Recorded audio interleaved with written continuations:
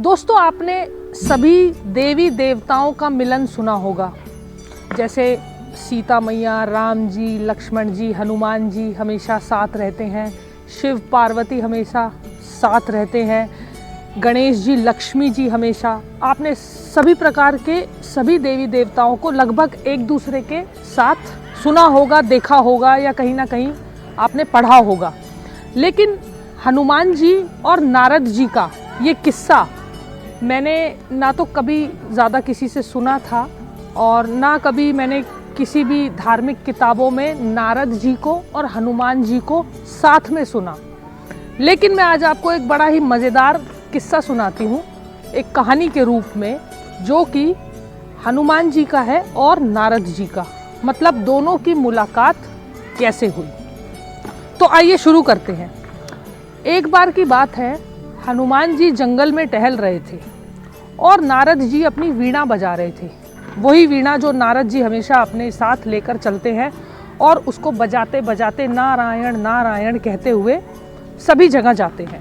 तो हनुमान जी जंगल में टहल रहे थे तो हनुमान जी ने वीणा की आवाज़ सुनाई दी। अब वीणा इतनी मधुर तरीके से नारायण जी बजा रहे थे तो हनुमान जी उस धुन को सुनते सुनते सुनते सुनते नारद जी के पास, मतलब निकट जाकर पहुंच गए। तो नारद जी ने सोचा आज हनुमान जी को थोड़ा सा छेड़ा जाए, क्योंकि नारद जी जानते थे कि हनुमान जी कौन है। तो नारद जी ने अपनी थोड़ी सी बुलंद आवाज़ में पूछा कि कौन है। तो हनुमान जी ने बड़ी मधुरता से जवाब दिया कि मैं राम का दूत, मैं बजरंगबली, मैं हनुमान हूँ। तो नारद जी ने कहा कि यहाँ क्या कर रहे हो। तो हनुमान जी ने कहा कि मुझे आपकी वीणा की मधुर आवाज़ इतनी अच्छी लगी कि मैं सुनते सुनते आपके पास आ गया ताकि मैं आपसे आशीर्वाद ले सकूं। तो नारद जी ने कहा कि तुम तो राम के दूत हो, तुम्हें तो सभी देवी देवताओं ने इतने अच्छे वरदान, इतने आशीर्वाद दिए हुए हैं, तुम्हें मेरे आशीर्वाद की क्या ज़रूरत है। तो दोस्तों, हनुमान जी तो हमारे हनुमान जी हैं। उन्होंने मुस्कुराते हुए एक ही लाइन बोली, मतलब उन्होंने मुस्कुराते हुए नारद जी को कहा कि मुझे कुछ नहीं पता मेरे पास क्या है, क्या नहीं है, या मैं कैसा हूँ, मेरे पास कितनी शक्तियाँ हैं, कितने आशीर्वाद हैं। मैं इस समय आपके सामने हूँ, आप मुझे एक अच्छा सा आशीर्वाद दो या वरदान दो। तो अब नारद जी को ये सुनकर बहुत अच्छा लगा कि हनुमान जी कितने साधारण हैं और कितने अपने आप में प्रसन्न रहने वाले हैं कि वरदान लेने के लिए वो मुझसे इतनी विनती कर रहे हैं, जबकि उनके पास इतने सारे वरदान हैं, इतनी शक्तियां हैं उनके पास, तभी तो उनको महाबली कहा जाता है। तो नारद जी प्रसन्न हुए और नारद जी ने कहा कि मैं तुमको एक ऐसा वरदान देता हूँ जो कि तुम्हारे काम भी आएगा और तुमको उसमें मज़ा भी आएगा। अब हनुमान जी को थोड़ा सा समझ में नहीं आया। तो नारद जी ने कहा, तुम वीणा की आवाज़ सुनते सुनते मेरे पास तक आ गए, तो मैं तुमको वरदान देता हूँ कि तुम संगीत के बहुत अच्छे कलाकार बन जाओगे, यानी तुम्हारा संगीत सब सुनना पसंद करेंगे जब भी तुम गाओगे या कुछ बजाओगे। तो बजरंगबली खुश हो गए और नारद जी वहाँ से जाने लगे।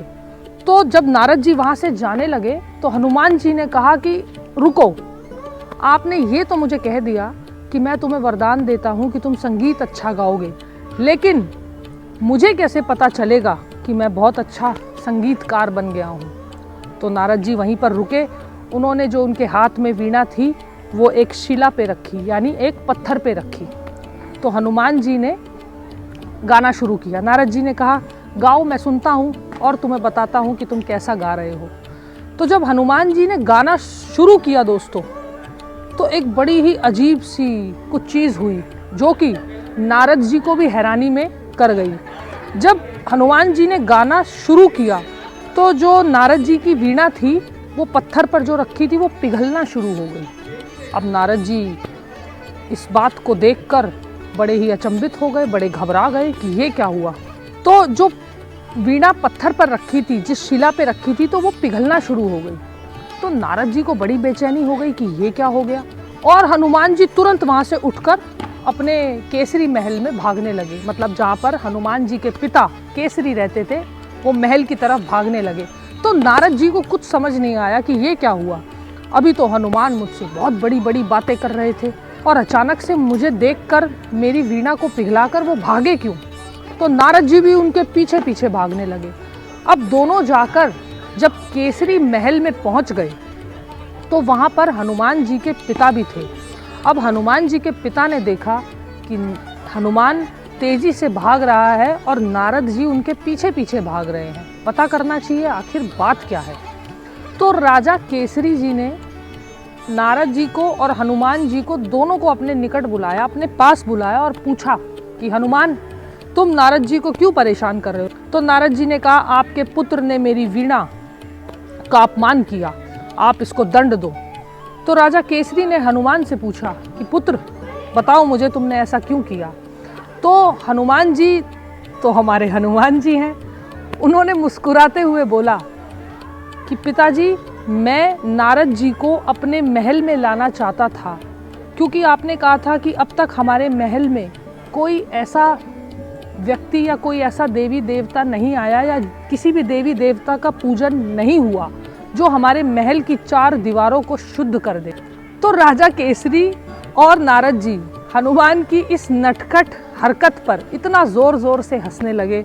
उनको लगा कि कितने नादान हैं हमारे केसरी राजा को लगा कि कितना नादान है मेरा पुत्र, और नारद जी को लगा कि आज समझ में आया कि तुमको बल बुद्धि का राजा क्यों कहा जाता है। तुमने मुझसे वरदान भी ले लिया और अपनी बुद्धि लगाकर मुझे अपने महल तक भी लेके आ गए। इसे कहते हैं कि जितने तुम बलवान हो उतना ही तुम्हारे अंदर बुद्धि भी है, इसीलिए तुमको बल बुद्धि के दाता कहा जाता है। तो नारद जी ने हनुमान जी को भरपूर ढेर सारा आशीर्वाद दिया और राजा केसरी ने भी अपने पुत्र को आशीर्वाद दिया कि तुम हमेशा अपनी बुद्धि के लिए और अपनी बलवानी के लिए हमेशा जाने जाओगे। तो दोस्तों, था ना बड़ा ही मज़ेदार किस्सा। एक बात तो हमारे हनुमान जी में कमाल की है, वैसे तो ढेरों बातें कमाल की हैं। हनुमान जी कभी भी क्रोध नहीं करते, हमेशा प्रसन्न रह के काम करते हैं, चाहे उनके सामने कोई शत्रु हो या फिर कोई मित्र हो या कोई भी अनजान व्यक्ति हो। इसीलिए हमारे महाबली को, हमारे महावीर को संकट मोचन और बल बुद्धि के दाता कहा जाता है। चाहे उनके सामने कोई भी संकट आ जाए, चाहे उनके सामने कोई भी परिस्थिति आ जाए, हर चीज़ को बड़ी सरलता से और अपने स्नेह से और अपने प्रसन्न मन से करते हैं। तो आपको ये किस्सा कैसा लगा, ये मुझे कमेंट करके ज़रूर बताइएगा। अच्छा लगा तो लाइक कीजिएगा, और हमारे हनुमान जी और नारद जी का ये जो मेल जंगल में हुआ और नारद जी ने हनुमान जी को आशीर्वाद दिया, ये आपको कैसा लगा? और अगर आपने इसको कहीं सुना है तो मुझे ये कमेंट करके ज़रूर बताइएगा। और मुझसे जुड़े रहने के लिए हमारे YouTube चैनल नेहा यादव भक्ति भवन को सब्सक्राइब कीजिएगा। तब तक के लिए जय बजरंगबली, जय श्री राम।